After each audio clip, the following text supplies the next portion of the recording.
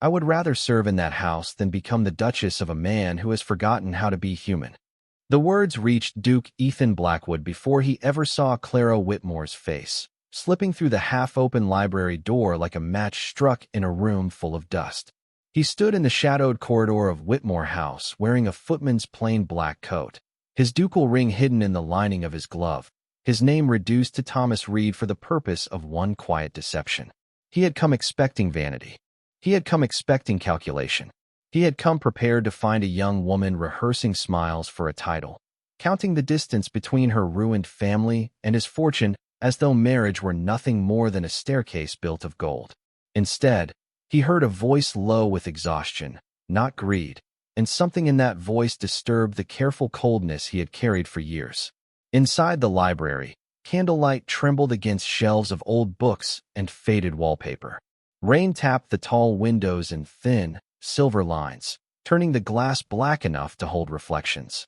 Clara stood near the hearth with her back to him, one hand resting on the mantel, the other clenched around a folded letter bearing his own seal. She was slighter than the miniature portrait had suggested, dressed in a pale gray gown that had been mended with invisible patience at the cuffs. Her fair hair was pinned simply, without jewels, without ornament, and yet she carried herself with the quiet dignity of someone who had lost comfort but not self-respect. Across from her, her maid, Lily, looked frightened enough to whisper, "Miss Clara, you must not say such things. If anyone heard you, then let them hear," Clara replied, though her voice shook at the edges. "My father has sold my name to settle his debts, and everyone calls it duty because the buyer is a duke." Ethan's jaw tightened. Buyer. The word landed more sharply than he expected. He had agreed to the match because Whitmore blood was respectable, because his counsel insisted he needed a wife, because Blackwood Manor had become too silent for a man still breathing. He had not thought of himself as a buyer. He had thought himself practical. There was a difference, surely. Yet standing there in borrowed livery, with rain whispering against the house and a woman he had already judged speaking beyond the door, he felt that difference begin to thin. Lily took a small step toward Clara. "They say his grace is stern, but perhaps he will be kind." Clara gave a soft, joyless laugh. Kind men do not let strangers arrange a woman's future without once asking whether she has a heart to break.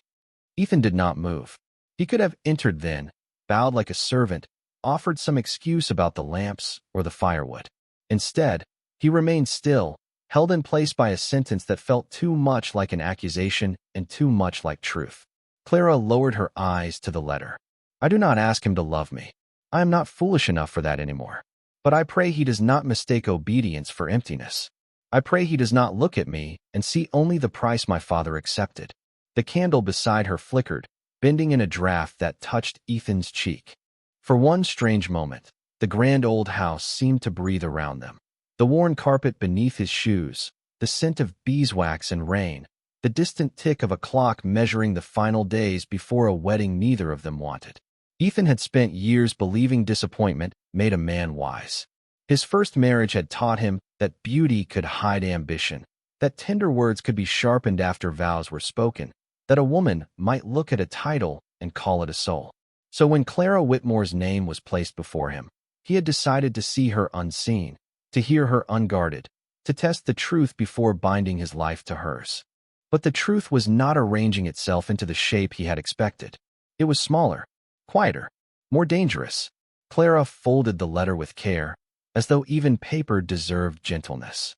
"If Duke Blackwood is cruel, I will endure him. If he is cold, I will not beg for warmth. But if he is unjust, Lily, I do not know how long I can remain silent." Ethan felt the words enter him like winter air through a cracked window, not because they insulted him, because they asked something of him he had not planned to give. Justice, not admiration, not surrender. Justice. Lily reached for the letter, but Clara held it close to her chest. "Tomorrow the new servant arrives, does he not?" she asked. "The footman from Blackwood Manor?" Ethan's breath stilled. Lily nodded. "Yes, miss. Thomas Reed."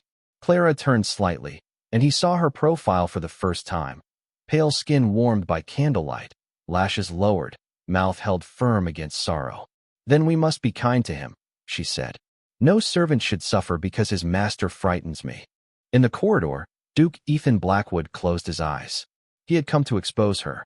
Yet before the night had properly begun, Clara Whitmore had already shattered the man he had expected himself to be. The morning after Ethan heard Clara speak of justice, Whitmore House woke beneath a low gray sky, its windows filmed with rain and its chimneys breathing thin ribbons of smoke into the cold air. The servants moved quietly through the halls, not with laziness, but with the careful restraint of people who knew the house was poorer than its furniture admitted. Silver trays had been polished until the worn places shone like exposed bone. Carpets had been brushed flat to hide threadbare paths.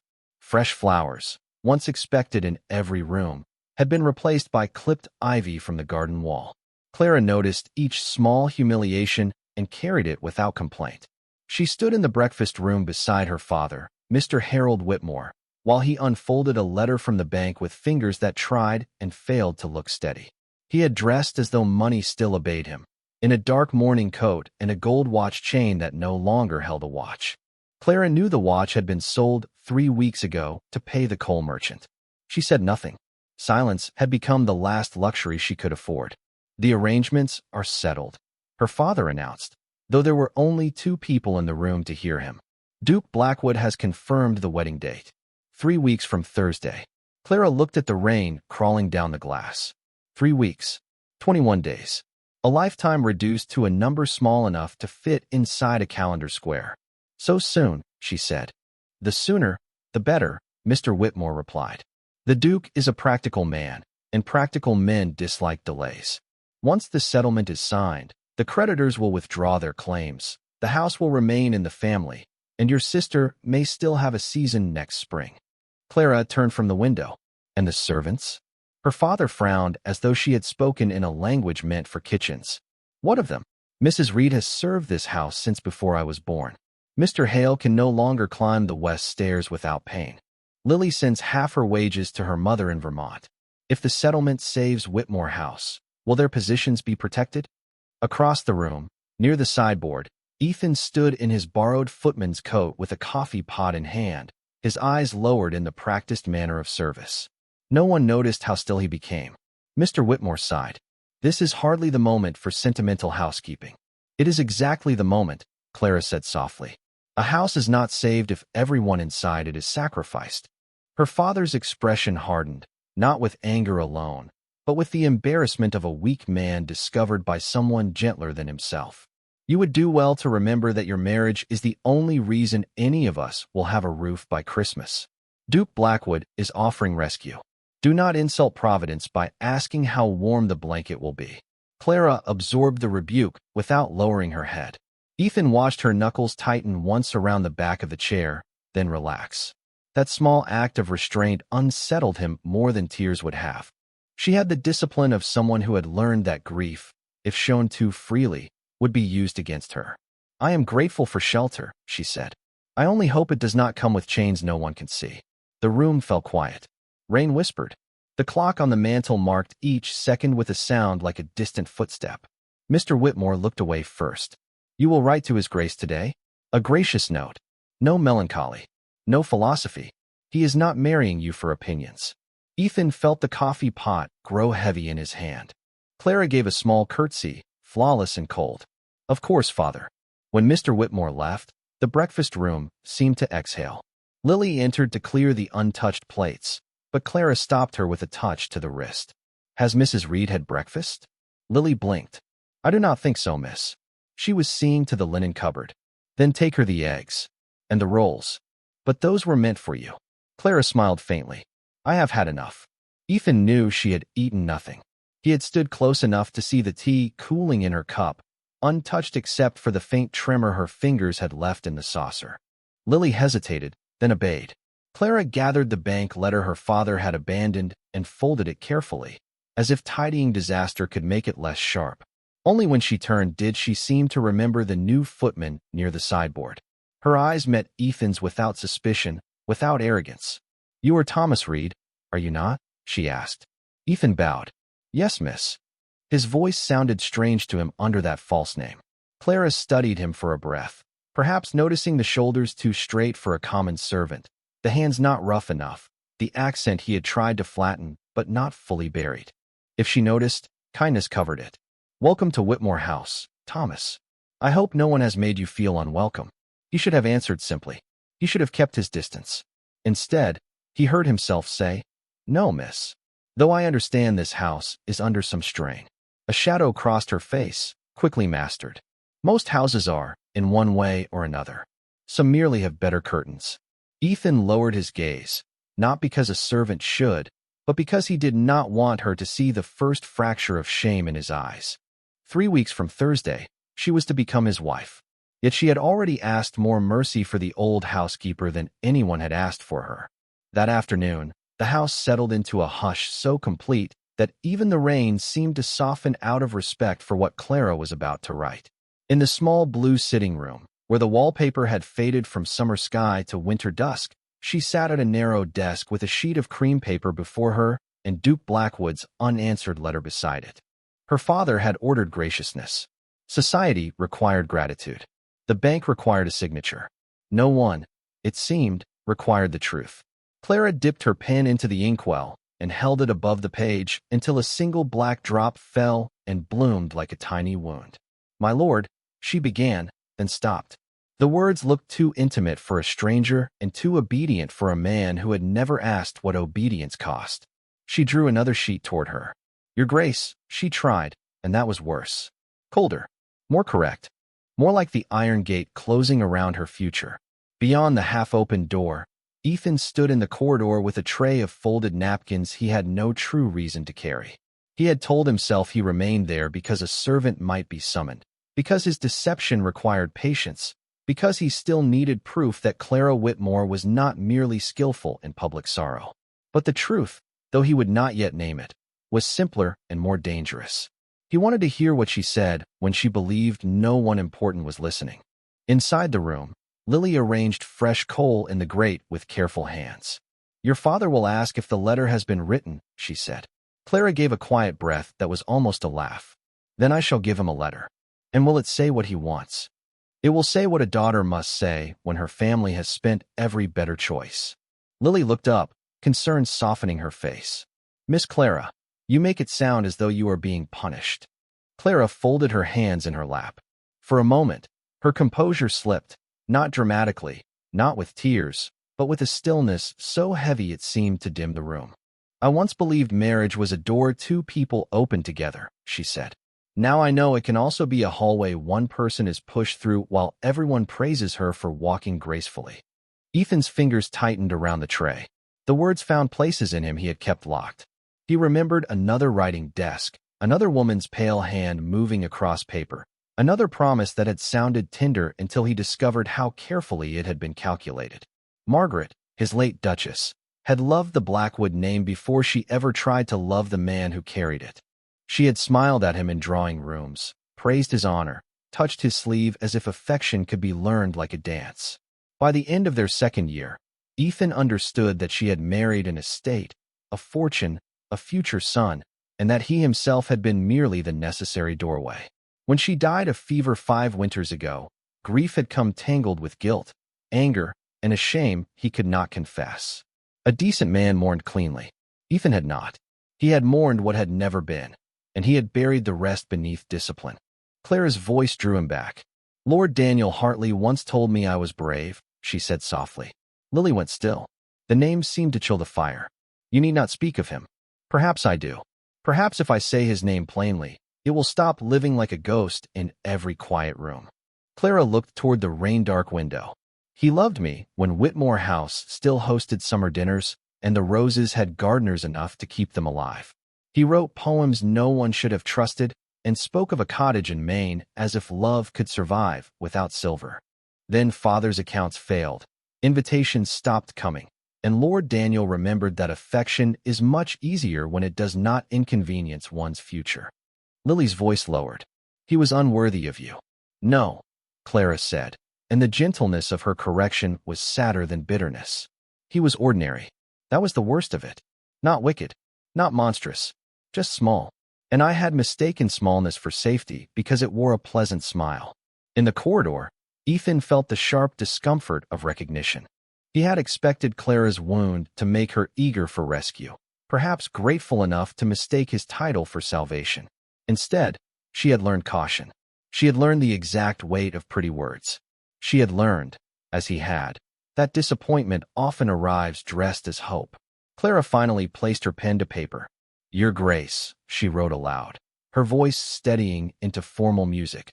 "I receive the news of our approaching marriage with respect for the duties placed before us both. I will endeavor to honor your household, your name, and the responsibilities attached to them." She paused. The pen hovered. Then she added more quietly, "Not yet writing, but I will not disappear inside them." Lily glanced toward the door. Ethan stepped back too late. A floorboard gave the smallest sound beneath his shoe. Clara turned her head. "Thomas," she called. There was no alarm in her voice, only surprise. Ethan entered at once, lowering his eyes. "Forgive me, miss. I was bringing fresh linen for Mrs. Reed." Clara looked at the tray of napkins, then at his face. For one suspended second, he thought she saw everything. The lie in his coat, the Duke beneath the servant, the judgment he had carried into her home. But she only smiled faintly, with a kindness that made the lie feel heavier. "Then you are very diligent," she said. "Or very lost." "Perhaps both, miss." The answer escaped before caution could stop it. Clara's smile deepened by the smallest degree, and the room seemed warmer for it. Ethan bowed and withdrew, but her unfinished sentence followed him down the corridor like a candle carried through darkness. "I will not disappear." For the first time in years, Duke Ethan Blackwood wondered whether a woman might enter his life not to take his name, but to demand that he become worthy of giving it. By early evening, Whitmore House had begun to reveal its poverty in ways no guest would notice, but every servant understood. The lamps in the west corridor were lit only after the sun had fully vanished. The kitchen fire was banked low between meals. The long gallery, once filled with portraits and polished tables, held clean rectangles on the walls where paintings had been sold and shadows had learned to occupy the empty spaces. Ethan moved through those rooms in silence, carrying messages, opening doors, lowering his gaze at the proper moments, and finding at every turn another quiet proof that Clara Whitmore had been living inside a collapse and calling it home. He had expected a spoiled daughter clinging to the last lace edge of her family's importance. He found instead a woman who knew exactly which floorboard creaked outside the old housekeeper's room, which footman had a cough, which pantry shelf held the bread too stale for breakfast but still useful for soup. At 6:30, Mrs. Reed asked him to take a basket of mending to the servants' hall. It was a simple errand, one he should have completed without interest, but as he passed the back stairwell, he stopped. Clara stood below in the narrow passage that led to the kitchen garden, wrapped in a dark shawl, speaking softly to Mr. Hale, the aging gardener whose hands trembled from cold and years of work. The old man held his cap against his chest as though standing before a judge, but Clara's expression held no judgment. "You should have told me the doctor had not been paid," she said. Mr. Hale stared at the stone floor. "Miss, there are larger troubles in this house than my knees. Not to the person who must walk on them." Her voice was gentle, but it carried the firm edge Ethan had begun to recognize. She removed a small velvet pouch from beneath her shawl and placed it into the gardener's hands. "Take this to Mr. Porter in town. He will give you enough for the doctor and the medicine." Mr. Hale opened the pouch, then recoiled as if it had burned him. "Miss Clara, this is your mother's pearl pin. It was my mother's kindness I loved, not the pearl." "I cannot." "You can," she said. "And you will, because pride is a poor blanket in cold weather." Ethan stood unseen on the upper step, the basket of mending forgotten in his hands. The words were not grand. They would never be repeated in a ballroom. No one would praise her sacrifice over dinner or write of it in a society column. That was what made it unbearable to witness. Clara did goodness as other women breathed, without performance, without waiting to be admired. Mr. Hale's eyes shone, but he bowed before emotion could betray him. "God bless you, miss." "No," Clara answered quietly. "Let him bless us all by making winter shorter." When the gardener left, she remained in the passage for a moment, one hand pressed lightly against the wall as if strength had to be borrowed from stone. Ethan should have retreated. He did not. His boot touched the step below him, and Clara looked up. Candlelight from the kitchen doorway reached her face in amber fragments. Surprise passed through her eyes, followed not by suspicion, but by embarrassment, as though kindness were something private and she had been discovered undressed in spirit. "Thomas," she said, "you move very quietly." "Not quietly enough, miss." She glanced at the basket in his hands. "Mrs. Reed has already started trusting you with useful things, then. I hope to prove worthy of them." The sentence came out too solemnly for a footman. Clara studied him again, and the silence between them changed shape. It was not yet distrust. It was curiosity. "Were you long in service at Blackwood Manor?" she asked. The name of his own house sounded strange from her lips while he stood before her in servant's clothes. "Long enough to know its habits." "And its master?" Ethan felt the old discipline close over him. "Somewhat." Clara drew her shawl tighter. "Then you may tell me the truth, since no one else seems willing. Is he as cold as they say?" A dozen answers stood before him, each one safer than honesty. He could defend himself and reveal too much. He could condemn himself and learn more. He chose the narrow path between. "He is not a warm man, miss." Clara accepted this with a small nod, as though it confirmed something she had already prepared herself to endure. "Warmth is not required. Fairness would be enough." That word again. Fairness. Justice. Not romance. Not rescue. Ethan looked at the worn hem of her gown, the plain shawl, the face lifted toward him with tired courage, and felt the first true discomfort of his deception settle beneath his ribs. "And if he wished to be fair," he asked, "what would you have him understand?" Clara's answer came after a long pause. "That I am not entering his house empty-handed merely because I bring no fortune worth admiring. I bring loyalty. I bring patience. I bring the knowledge of what it means to lose almost everything and still rise in the morning with clean hands." The kitchen fire snapped softly behind her. Ethan could not speak. She gave a faint smile, mistaking his silence for servantly caution. "Forgive me. You did not ask to carry the complaints of your future duchess." "Your future duchess." The phrase struck him with an intimacy he had no right to feel. Clara turned to leave, then stopped. "Thomas." "Yes, miss." "If Duke Blackwood is ever unkind to you, do not believe it is because you deserve it. Powerful men often mistake obedience for permission." She walked away before he could answer, her dark shawl trailing through the dim passage like a piece of night. Ethan remained on the stairs, motionless, while the house settled around him. He had come to judge her heart. Instead, with every hour, she was forcing him to examine his own. The next morning brought a brittle kind of sunlight, pale and sharp, falling through the tall windows as if winter itself had entered the house to inspect what remained. Clara found Ethan in the east corridor with a coal scuttle in one hand and a stack of letters in the other, looking so out of place in his plain black coat that she paused before she meant to. He bowed at once, but not quickly enough to hide the thoughtfulness in his eyes. Servants were trained to be invisible. Thomas Reed seemed, despite himself, to notice everything. "You have been given too many errands," she said. "Mrs. Reed believes useful hands should not be wasted. A dangerous philosophy in this house. It may lead to promotion or exhaustion." A faint smile touched his mouth, then vanished as though he had not given it permission to exist. Clara saw it and looked away first, troubled by the small warmth it woke in her. She had spent so long guarding herself against men with polished manners that she did not know what to do with quiet attention from someone who appeared to have no advantage to gain from offering it. "Are those for my father?" she asked, nodding toward the letters. "Most of them, miss. One bears the seal of Blackwood Manor." The name entered the corridor like a draft under a door. Clara's fingers tightened around the basket of linens she carried. Then it must be important. Ethan looked down at the envelope sealed with his own crest, sent by his steward at his instruction before he had entered this house in disguise. It contained formal questions about the wedding settlement, the guest list, and the transfer of household obligations. Yesterday, such questions had seemed practical. Today they looked cruel in their neat handwriting. "Would you like me to deliver it to Mr. Whitmore directly?" he asked. Clara hesitated. "No. Leave it on the silver tray in the study. If father sees it before his coffee, he will decide the entire morning has been insulted." Ethan obeyed, though instead of retreating, he found Clara still beside him when he straightened. She was looking at the Blackwood seal with an expression he could not read. Fear, perhaps. Resolve. Something lonelier than both. "May I ask you something, Thomas?" "Of course, miss."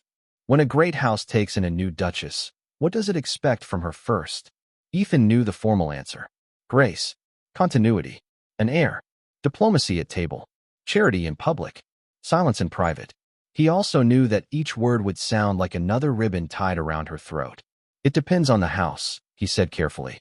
Some expect beauty. Some expect obedience. The better ones should expect courage. Clara looked at him then, fully. And is Blackwood Manor one of the better ones?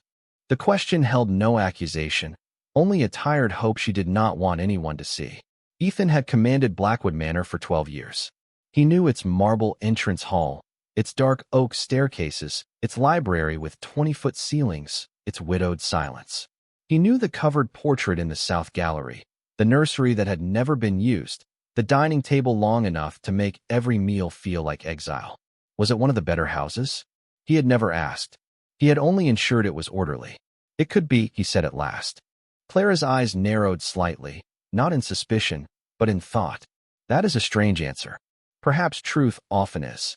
The words were too bold for his station. He saw her notice. A line formed between her brows, delicate as a crack in porcelain.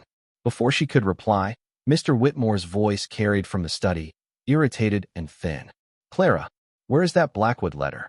The moment broke. Clara stepped back, composure returning like a veil lowered over a lamp. On the tray, Father, she called. Then more quietly, to Ethan, thank you for answering me as though I had the right to ask. He bowed, but the gesture felt insufficient, almost cowardly. She entered the study and left the door half open. Ethan should have gone below stairs. Instead, he remained near the corridor table, arranging nothing, listening to what followed. Paper tour, Mr. Whitmore muttered. Then his chair scraped back. The Duke requests a complete list of dependents attached to Whitmore House. Servants, pensioners, local obligations. Even the garden staff. Why would he concern himself with such details? Clara's answer came softly. Perhaps he wishes to know who will be affected. Do not be naive. Men like Blackwood count people the way bankers count collateral. Ethan closed his eyes. The accusation was not entirely undeserved. A day ago, he might have done exactly that. Counted, assessed, reduced lives to columns. Clara did not defend the Duke. That wounded him more than he expected. She only said, then let us give him the names anyway. If people must be counted, they should at least be counted correctly. Silence followed.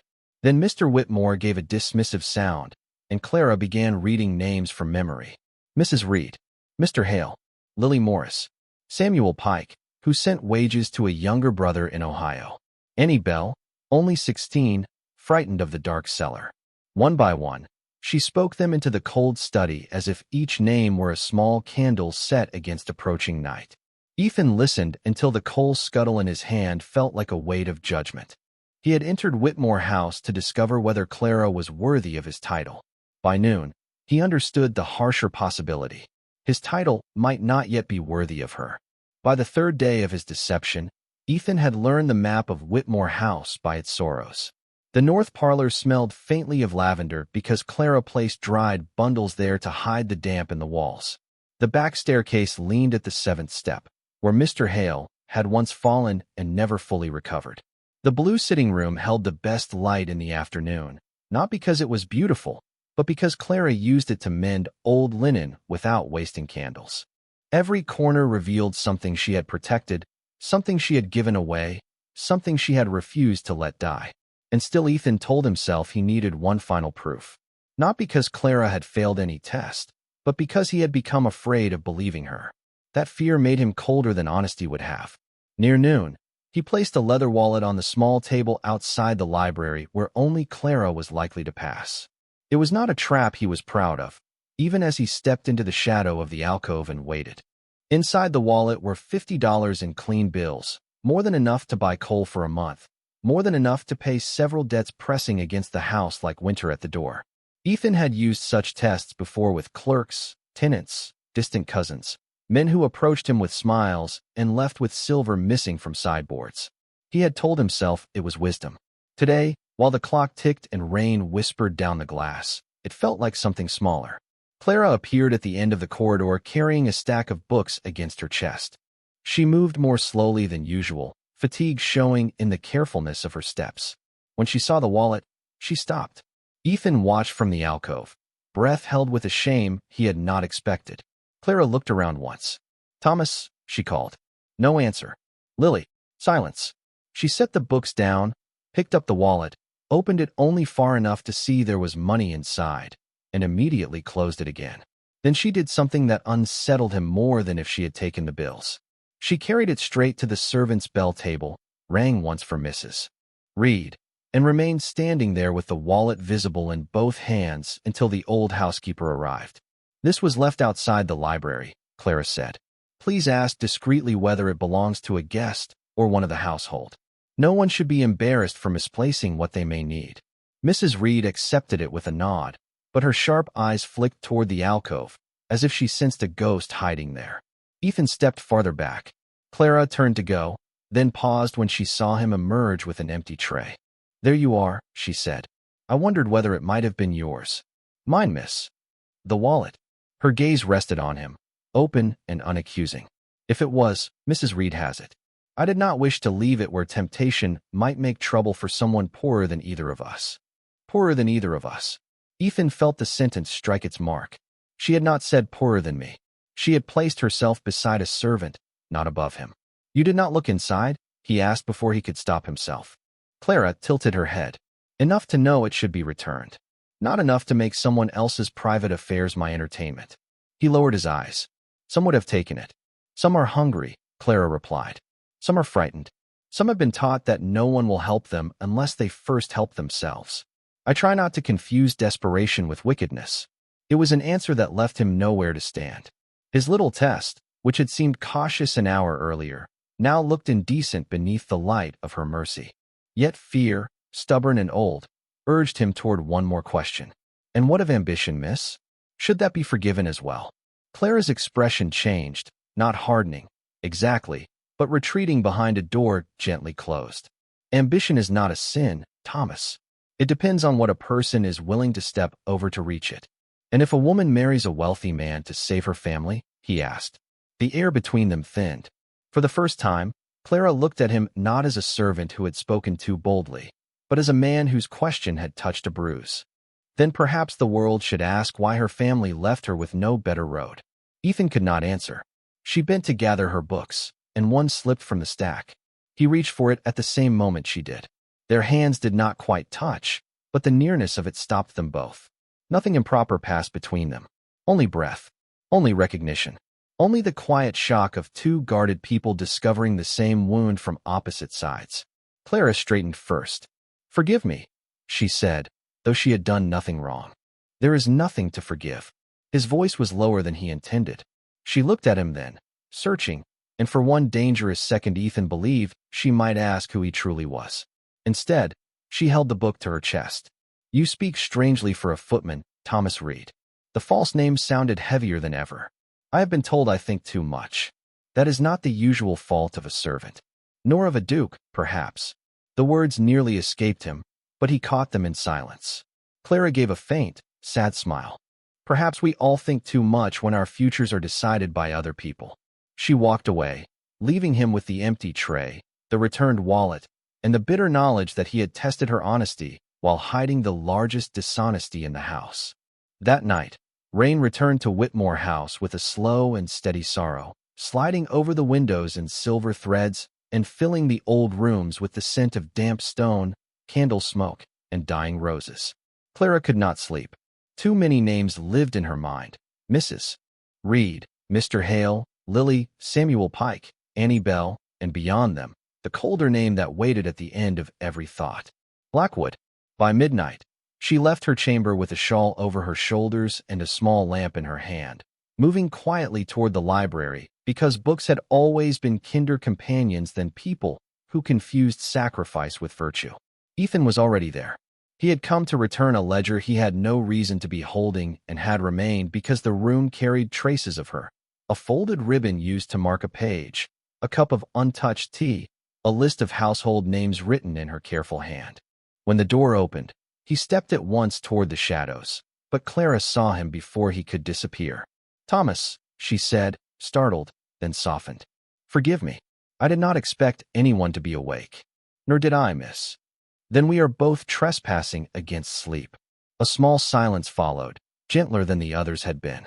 The fire had burned low in the grate, casting more memory than warmth.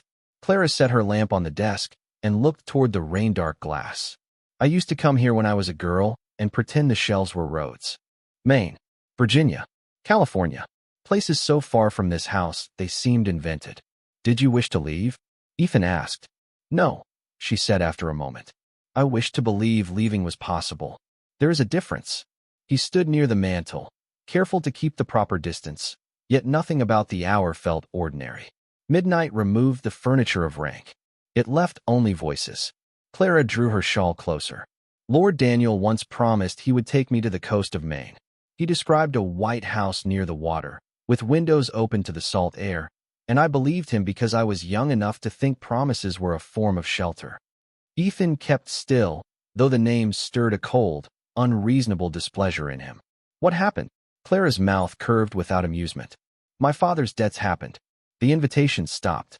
The music stopped. The kind smiles stopped. Lord Daniel wrote one final letter explaining that affection must bow to practical considerations. It was written beautifully. That made it worse. The fire gave a soft crack. Ethan thought of Margaret, of graceful letters, of affection arranged like flowers over empty soil. Perhaps he was a coward, he said. Clara looked at him. Perhaps. But cowardice is common enough that society often mistakes it for prudence. The words entered the room and did not leave. Ethan lowered his gaze. And now you must marry another practical man.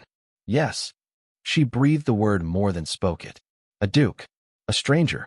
A man everyone describes by the size of his estate or the coldness of his manner, as if those two facts are enough to build a life upon. And if he is not what they say? The question escaped before he could guard it. Clara studied him through the wavering candlelight. Then I hope he forgives me for fearing him before I knew him. Ethan felt something painful shift beneath his ribs. She was offering mercy to a man who had earned none. And if he is exactly what they say? Clara turned back to the window. Then I will remember that I survived disappointment before. I will not beg. I will not become bitter if I can help it. I will do my duty, protect what kindness I can, and keep some corner of myself where no title can enter. Ethan could not look away from her. In that dim library, with rain drawing thin lines down the black windows and the fire sinking into embers, Clara Whitmore seemed less like a woman awaiting rescue than a small, unwavering flame refusing to be claimed by the dark. You speak as though love is no longer possible, he said. Her fingers rested on the edge of the desk. No, I speak as though love is not owed to me. That is different. The answer broke something in him more completely than tears would have. He had expected desire for rank, hunger for wealth, fear polished into obedience. He had not expected this quiet famine of hope. He took one step nearer before he remembered himself. Miss Clara, he said, and her name in his mouth sounded too intimate, too true. She noticed. Her eyes lifted to his, and for one suspended heartbeat, neither of them belonged to the roles they were playing. Then footsteps sounded faintly in the hall, and the world returned. Clara gathered her lamp. We should not be here alone at this hour. People would misunderstand. Yes, miss. But she did not leave at once. At the door, she paused. Thank you for listening, Thomas. It is a strange comfort to speak to someone who has no power over my future. Ethan stood motionless as the words found him. No power. The lie became almost unbearable. Clara disappeared into the corridor, carrying her small lamp before her like a star, trying to survive a storm, and Duke Ethan Blackwood remained in the library with the first honest wound his deception had given him. She trusted him because she believed he was powerless, and he, who held her future in his concealed hands, had never felt less worthy of touching it. By noon the following day, Whitmore House wore its best face and looked almost ashamed of the effort. The mirrors had been polished until they reflected more candlelight than truth. The dining room curtains were drawn wide to hide their faded edges. A silver bowl of winter apples sat in the center of the long table, bright and red and borrowed from a neighbor who still pitied the Whitmores enough to disguise charity as friendship. Clara moved through the rooms in a gown of soft blue wool, her fair hair pinned with the last ribbon she had not sold, receiving early guests for the small pre-wedding luncheon her father insisted would restore confidence in the family name. Ethan stood near the wall with the other servants, a tray in his hands and a storm beneath his ribs. He had barely slept after the library. Her words had followed him into every hour before dawn. Someone who has no power over my future. He heard them while shaving without a valet, while fastening the plain buttons of his footman's coat, while slipping his ducal signet into the hidden pocket where it seemed to burn against his chest. He should have ended the deception that morning. He should have asked Mrs. Reed to summon Clara privately, should have bowed not as Thomas, but as the man who owed her the truth. Instead, cowardice dressed itself as caution one final time. The guests arrived in rustling silk and polished shoes, bringing cold air, warmer smiles, and eyes quick enough to measure every crack in the Whitmore dignity. Clara endured them with grace, so exact it looked almost painful. She thanked Mrs. Ellison for coming. She asked after Colonel Pike's health. She accepted compliments on the house as though she did not know half the flowers had been cut from roadside hedges. Then Lord Daniel Hartley entered, and the room changed. Ethan knew him at once from Clara's midnight confession, though the man himself looked harmless enough. Golden hair, easy smile, fine coat, and the practiced charm of someone who had never paid fully for the hurt he left behind. Clara saw him from across the room. Only her hand betrayed her, tightening once around the stem of a glass before she set it down untouched. "Miss Whitmore," Daniel said, bowing with an elegance that made several ladies watch. "How radiant you look. Fortune seems determined to be kind to you at last." Clara's expression remained calm. "Lord Hartley, I did not know you were expected. Your father was gracious enough to include me. I thought it only proper to congratulate the future Duchess." The word future sounded smooth in his mouth and cruel beneath it. Ethan's fingers tightened around the tray. Daniel stepped nearer, lowering his voice just enough to pretend discretion while ensuring half the room could still hear. "You always did have a talent for survival, Clara. Most young ladies would have been ruined by such unfortunate circumstances. You, however, have secured a duke." A few guests looked away. No one spoke. Society often disliked cruelty only when it was badly dressed. Clara's face did not change, but Ethan saw the color leave her lips. "If you came to offer congratulations, my lord, they have been received. Do not be severe. I admire your practicality. Truly. Though I confess I never imagined you would sell your hand so efficiently." The room fell into a silence so polished it could cut. Mr. Whitmore stood frozen near the mantel, too dependent on society's approval to defend the daughter who had purchased his future with her own. Lily, at the door, looked ready to cry. Ethan felt every year of his discipline fracture at once. Daniel reached for Clara's gloved hand, perhaps to turn insult into performance, perhaps to remind the room that he had once held what a duke would now claim. His fingers never reached her. Ethan stepped between them. Not violently, not loudly, simply with the immovable certainty of a door closing against winter. The tray lowered to his side. His gaze met Daniel's, no longer servant soft, no longer hidden. "Miss Whitmore has declined your company, my lord." A collective breath moved through the room. Daniel stared as though a chair had spoken. "Who are you to address me?" Ethan bowed his head a fraction, but not in submission. A man near enough to hear when honor is absent. Clara turned sharply toward him, astonishment widening her eyes. "Thomas," she whispered, not as a warning, but as a plea. She feared for him. Even then, even standing wounded before the man who had abandoned her, she feared the servant would suffer for defending her. That fear nearly undid Ethan. Daniel's smile thinned. "Whitmore, do your servants make a habit of insulting guests?" Mr. Whitmore stammered something useless, pale with embarrassment. Clara stepped forward. "Thomas spoke out of loyalty to the household. I will answer for it." "No," Ethan said quietly. One word. Too commanding. Too familiar with obedience. The room seemed to feel it before anyone understood why. Clara looked at him again, and this time confusion darkened into suspicion. Ethan knew the masquerade had reached its end. Daniel gave a short laugh. "This is absurd. Shall I be lectured by a footman while Miss Whitmore pretends she has not traded herself into greatness?" The last word had barely left him when Ethan set the tray upon the nearest table with a calm that silenced even the whispering ladies. His hand moved to his glove. He drew it off slowly. From the hidden pocket, he took the black signet ring of Blackwood and slid it onto his finger. The crest caught the candlelight. The room went still. Daniel's face drained of color. Mr. Whitmore gripped the mantle. Clara did not move at all. Ethan lifted his eyes, and when he spoke, the servant was gone. From this moment forward, any insult offered to Miss Whitmore is offered to me. Choose your next words with care." For several seconds after Ethan spoke, Whitmore House seemed to forget how to breathe. The black signet ring on his finger held the candlelight like a judgment, and every face in the dining room changed beneath it. Lord Daniel Hartley stepped back first, his polished confidence cracking into disbelief. Mr. Whitmore went pale with the terror of a man who had insulted power by failing to recognize it. The guests lowered their eyes, adjusted their gloves, touched their pearls, and rearranged their expressions into sudden respect, as if dignity could be summoned only after a title entered the room. But Clara remained still. She looked not at the ring, not at Daniel, not at her father, but at Ethan's face, the face she had trusted because she believed it belonged to a man without authority over her life. That was the cruelest part. Not that he was Duke Blackwood, not even that he had hidden it. It was that she had spoken to him freely because she thought her words were safe from consequence. "Your Grace," Daniel managed at last, bowing so deeply his pride nearly touched the floor. "I meant no offense." Ethan's gaze did not soften. "Then you have a dangerous talent for giving what you do not mean." A few guests stirred at the quiet severity of it. Daniel swallowed. "Miss Whitmore and I are old acquaintances. My remarks were unfortunate. They were deliberate." The room fell silent again.